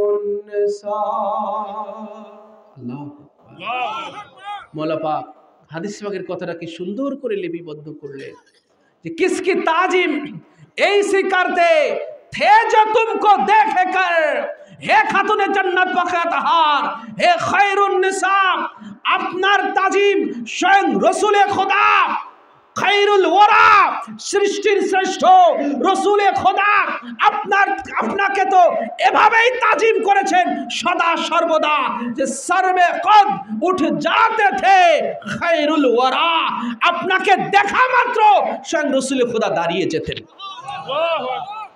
স্বয়ং রসুল্লাহ দাঁড়িয়ে যেতেন, যার সম্মানে আর এই দুই পাতা মৌলা মৌলবী, দুই পাতা পড়া এই চুটকে মোল্লা মৌলবী বলে যে মাটি নাকি নবীর বেটিকে চেনে না। চিৎকার দিয়ে বলুন নাউজুবিল্লাহ মিন জালিক। এমন মিথ্যা বানোয়াট কথা যারা মানুষের মধ্যে প্রচার, আল্লাহ লানত ওদের উপরে। খাতুনে আতহার পাককে নিয়ে, ঠিক কিনা বলেন? এমন মিথ্যা বানোয়াট কথা যারা খাতুনে আতহার পাককে সম্মান হানি করে যারা এগুলো বলে, স্বয়ং রাসূলুল্লাহ যার সামনে দাঁড়িয়ে যাচ্ছে আর মাটি নাকি তাকে চিনে না। নাউজুবিল্লাহ, আস্তাগফিরুল্লাহ। এর চেয়ে ঈমান বিধ্বংসী কথা আর হতে পারে না। ঈমান থাকলে আপনার সামনে যদি এগুলো কেউ বলে, তাহলে সরাসরি প্রতিবাদ করবেন। ঈমান থাকলে সরাসরি প্রতিবাদ করবেন। এতে যদি আপনার উপরে জুলুমও চলে আসে, প্রতিবাদ করবেন ভাই। রাসূলুল্লাহ সাল্লাল্লাহু আলাইহি ওয়াসাল্লাম ওনাকে এমনভাবে প্রেজেন্টেশন করেছেন, এমনকি হুজুর দুনিয়াতে হুজুর করে দেখিয়েছেন, এমনকি ওনার বিলাদত পাকের সামনে তা আসলে কিছুই বলতে পারলাম না। দুটো কথা বলি, রায় তো হয়ে গেল অনেক। দুটো কথা বলি, খাতুনে জান্নাত পাকে আতহার কি ছিলেন? দেখেন, যখন মা খাদিজাতুল কুবরা সালাউল্লাহি আলাইহার বাতনে আথারে মক্কা শরীফে, মা খাদিজাতুল কুবরা আপনারা জানেন উনি হুজুরের সাথে শাদী মুবারকের পূর্বে মক্কার অনেক ধনাঢ্য একজন নারী মহিলা ছিলেন। তো রাসূলুল্লাহ ওনার সাথে শাদী মুবারক হওয়াতে ওনার সমস্ত ধন সম্পদ রাসূলুল্লাহর জন্য উৎসর্গ করে দিয়েছেন। এই জন্য মক্কার নারীরা মা খাদিজাতুল কুবরার উপরে খুবই আপনার করলো, হ্যাঁ, আপনার ধিক্কার না, মানে গুসা আর কি, গুসা করা, হ্যাঁ, অভিমান, গুসা বা অভিমান করলো যে খাদিজা এত বড় ধন সম্পদের মালিকা আর সে একজন এতিম নিঃস্ব মুহাম্মদ, যার কিছু নাই, এতিম নিঃস্ব, তাকে বিয়ে করে সেও নিঃস্ব হয়ে গেল। এই অভিমানের জায়গা থেকে ওনার কাছে কেউ আসতো না, মা খাদিজার কাছে কেউ আসতো না। এমনকি যখন মা খাতুনে জান্নাত পাকে আথার ওনার বাতনে আতাহারে ওনার দুনিয়াতে আগমন করবেন, সেই সময় তো একজন নারী সবচেয়ে অসহায়, তাই না? একজন নারীর কাছে সেই সময়, হ্যাঁ, অন্য নারীরা থাকতে হয়, ঠিক কিনা বলেন? সবচেয়ে অসহায় একজন নারী যখন তিনি সন্তান প্রসব করবেন, সবচেয়ে অসহায় সেই সময়টা একজন নারীর। সেই সময়ও কোনো নারী, মক্কার কোনো মহিলা ওনার কাছে আসতেছে না, কেউ ওনারকে সময় দেয় না এসে। রাসূলুল্লাহ সাহেব বাইরে থাকেন, উনি ঘরে একা একা থাকে। একদিন রাসূলুল্লাহ সাল্লাল্লাহু আলাইহি ওয়াসাল্লাম ঘরে প্রবেশ করবেন, মা খাদিজাতুল কুবরার ঘরে প্রবেশ করবেন। উনি ঘরের বাইরে থেকে উনি শুনতে পেলেন যে মা খাদিজা উনি একটা মেয়ের সাথে আর একটা মেয়ের সাথে উনি চুপি চুপি কথা বলতেছেন, সুবহানাল্লাহ। আর একটা মেয়ের সাথে উনি আলাপচারিতা করতেছেন, এক বান্ধবী আর এক বান্ধবীর সাথে ঠিক যেইভাবে আলাপচারিতা, যেন সেই রকম উনি খোশ মেজাজে আনন্দের সহিত আর একটা মেয়ের সাথে উনি আলাপ করতেছেন। তখন রাসূলুল্লাহ খুব খুশি হলেন যে যাক, আজকে তাহলে মনে হয়তোবা হুজুর জাহিরি দৃষ্টিকোণ থেকে বলে আজকে হয়তো তাহলে মক্কার কোনো নারী হয়তো খাদিজার কাছে আসছে। হুজুর ঘরে ঢুকে দেখেন মা খাদিজা কাই কেউ নেই। হুজুর জিজ্ঞাসা করলেন, খাদিজা, আমি বাইরে থেকে শুনতে পারলাম তুমি কোনো মেয়ের সাথে কথা বলতেছিলে। তখন মা খাদিজা বলেন, ইয়া রাসূলুল্লাহ, আপনি ঠিকই শুনেছেন, কিন্তু সে আর কেউ না, আমি এমন এক সৌভাগ্যবতী যে আমার উদর মুবারকে, আমার বাতনে আমি যাকে ধারণ করেছি, উনি আমার পেটের ভিতর থেকেই, আমার বাতনে আথার হতেই উনি আমার সাথে কথা বলেন। উনি আমার সাথে পেট মুবারক থেকেই, উদর মুবারক হতে উনি আমার সাথে কথা বলেন। দেখে মা একা একা আম্মা জানের সাথে কথা বলতেন উদর মুবারকে থাকা অবস্থায়। তিনি হচ্ছেন খাতুনে জান্নাত পাকে আথার, বলুন সুবহানাল্লাহ। দেখেন সেই খাতুনে আথার পাকের বংশের বড় পীর শাহ বাগদাদ পাক, উনিও দেখেন ওনার আম্মার মায়ের উদর মুবারক থাকা অবস্থায় আম্মার জান বাঁচিয়েছিলেন, ঠিক কিনা বলেন? এই যে কারিশমাগুলো ভাই, বড় পীর শাহ বাগদাদ পাক, উনি যে ওনার আম্মা জানের মায়ের পেট থেকে, মায়ের উদর মুবারকে থাকা অবস্থায় একবার মায়ের জান বাঁচালেন আর একবার মায়ের আব্রুকে রক্ষা করলেন, তাই না? মায়ের ইজ্জত মুবারককে রক্ষা করলেন। তো এগুলো দেখেন, এগুলো কাদের থেকে পাওয়া? বড় পীর শাহ বাগদাদ পাকের। এগুলো কার থেকে পাওয়া? এগুলো মওলা আলীর থেকে পাওয়া, এগুলো খাতুনে আথার পাক থেকে পাওয়া।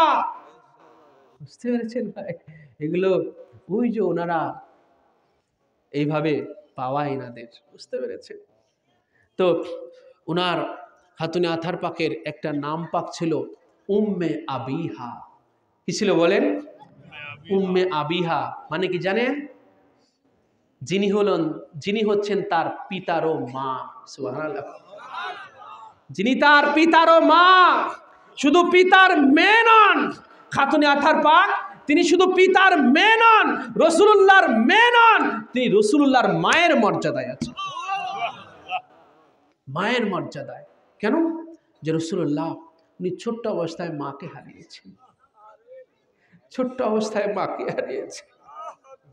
খাতুনে আথার পাক উনি নিজের সন্তানের মতো রাসূলুল্লাহকে দেখতেন, নিজের সন্তানের মতো দেখভাল করতেন, সেবা যত্ন করতেন। খাতুনে জান্নাত পাকে আথার ওনার আদর, ওনার স্নেহ, ওনার সেবায়, ওনার পরিচর্যায় রাসূলুল্লাহ ওনার মায়ের আদরের, মায়ের সেবার, মায়ের যত্নের সেই স্বাদ ওনার মিটে যেত। এই জন্য ওনার একটা নাম পাক হলো উম্মে আবিহা, যিনি তার পিতারও মা। সুবহানাল্লাহ। এই জন্য উনি সেই আয়ামে জাহিলিয়াতে, যে সময় মক্কায় নারীদের মেয়েদের কোনো পারিবারিক সামাজিক কোনো সম্মান ইজ্জত ছিল না, সেই আরবের জমিনে নারীদের সম্মান প্রতিষ্ঠা করেছেন খাতুনে জান্নাত পাকে আতহার। বলুন সুবহানাল্লাহ। রাসূলুল্লাহ প্র্যাকটিক্যালি দেখিয়েছেন যে দেখো মেয়েদেরকে কিভাবে প্রেজেন্টেশন করতে হয়, পারিবারিক জায়গাতে, পরিবারে, সমাজে মেয়েদেরকে কিভাবে লালন পালন করতে হয়, মেয়েদেরকে কিভাবে মূল্যায়ন করতে হয়, মেয়েদেরকে কিভাবে উপস্থাপন করতে হয়। দেখো আমার থেকে তোমরা শিক্ষা নাও, আমার থেকে শিক্ষা নাও, যে আমি আমার মেয়েকে শুধু আমি মেয়ের নজরে দেখি না, আমি তাকে আমার মায়ের নজরে দেখি। যখনই রাসূলুল্লাহ ওনার এই মেয়েকে দেখতেছেন, ঠিক যেইভাবে সন্তানদের উচিত মাকে দেখা মাত্র সম্মান করা, রাসূলুল্লাহ ওনার এই বেটি ওনার শাহজাদাকে দেখা মাত্র রাসূলুল্লাহ তার সম্মানে দাঁড়িয়ে যেতেন, তার সম্মানে দাঁড়িয়ে যেতেন। এভাবেই তো আরবের জমিনে ভাই নারী জাতির সম্মান প্রতিষ্ঠিত হয়েছে, ঠিক কিনা বলেন? রাসূলুল্লাহ এভাবেই মা জাতিকে প্রতিষ্ঠিত করেছেন, মা জাতির ইজ্জত সম্মানকে প্রতিষ্ঠিত করেছেন আরবের জমিনে। রাসূলুল্লাহ বলেছেন যে তুমি তোমার পিতা থেকে 3 গুণ বেশি সম্মান করো তোমার মাকে। তোমার পিতা থেকে 3 গুণ, কয় গুণ? 3 গুণ বেশি সম্মান কথাবার্তায় আচার আচরণে মায়ের সাথে করতে হবে। এটা রাসূলুল্লাহর দিক নির্দেশনা, এটা রাসূলুল্লাহর ধর্ম, জেনে রাখবেন। এটা রাসূলুল্লাহর তালিম, রাসূলুল্লাহর শিক্ষা। এবং শেষ কথা বলে শেষ করে দিচ্ছি, আল্লাহ পাক দুনিয়াতে রাসূলুল্লাহ কায়েম করেছেন এইভাবে খাতুনে আতহার পাকের ইজ্জত সম্মান প্র্যাকটিক্যালে। সেই হাসরের ময়দানে যখন খাতুনে জান্নাত পাকে আতহার হাসরের ময়দান পাড়ি দিবেন, মাওলা আলী আলাইহিস সালাম বর্ণনা করতেছেন, রাসূলুল্লাহ ইরশাদ করেছেন, যখন ফাতেমা তুজ জাহরা হাসরের ময়দান পাড়ি দিবেন, একজন আহ্বানকারী ডেকে বলবে, হে হাসরবাসীরা, তোমরা তোমাদের মস্তক অবনত করো, চোখটাকে অবনত করে দাও। কেন? যখন ফাতেমা বিনতে মুহাম্মাদুর রাসূলুল্লাহ তিনি হাসরের ময়দান পাড়ি দিবেন। বলুন সুবহানাল্লাহ।